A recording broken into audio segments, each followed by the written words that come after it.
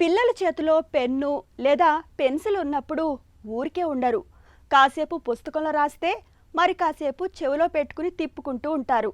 ఇలాంటప్పుడు కొన్ని సందర్భాల్లో చెవి లోపల పెన్ను క్యాప్లో, పెన్సిల్ ముక్కలో లేదంటే పినీసులో ఇరుక్కుపోతుంటాయి. ఇదొక రకంగా అత్యవసర పరిస్థితి.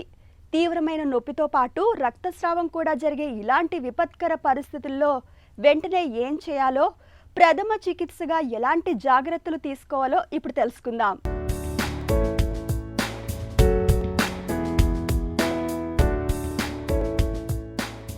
చెవిలోకి ఏదో ఒకటి పెట్టి తిప్పుకునే అలవాటు పిల్లల్లోనే కాదు, పెద్దల్లోనూ కనిపిస్తుంటుంది. ఇలాంటప్పుడు కొన్ని సందర్భాల్లో పెన్సిళ్లు, బలపాలు, పుల్లలు, పిన్నీసుల వంటివి చెవిలోపల ఇరుక్కుపోయే ప్రమాదం ఉంటుంది. అలాగే నిద్రపోతున్నప్పుడు చెవిలోపలికి చీమలు, చిన్న చిన్న పురుగులు కూడా దూరిపోతుంటాయి. తీవ్రమైన నొప్పి, భరించలేని బాధను కలుగచేసే ఇలాంటి పరిస్థితిలో వైద్య సాయం పొందడానికంటే ముందుగా కొన్ని ప్రత్యేక జాగ్రత్తలు తీసుకోవాలి. తలను సాధ్యమైనంత వరకు కిందకు వంచి ఉంచాలి.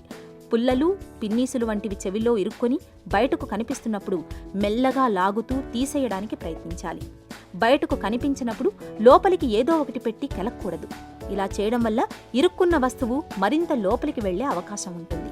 చీమలు, పురుగులు చెవిలోపలికి చేరి కదలాడుతున్నప్పుడు 2-3 చుక్కల ఆలివ్ నూనెను కానీ, బేబీ ఆయిల్ని కానీ చెవిలోపలికి పోయడం మంచిది. ఇలా చేయటం వల్ల అవి చనిపోతాయి. పరిస్థితి ప్రమాదకరంగా మారకుండా ఉంటుంది. చీమలు, పురుగులు కాకుండా వేరే వస్తువులు ఏవైనా ఇరుక్కున్నప్పుడు ఆయిల్ పోయకూడదు. బయటకు కనిపించకుండా చెవిలోపల వస్తువులు ఇరుక్కున్నప్పుడు సాధ్యమైనంత త్వరగా ఆసుపత్రికి తీసుకెళ్లాలి.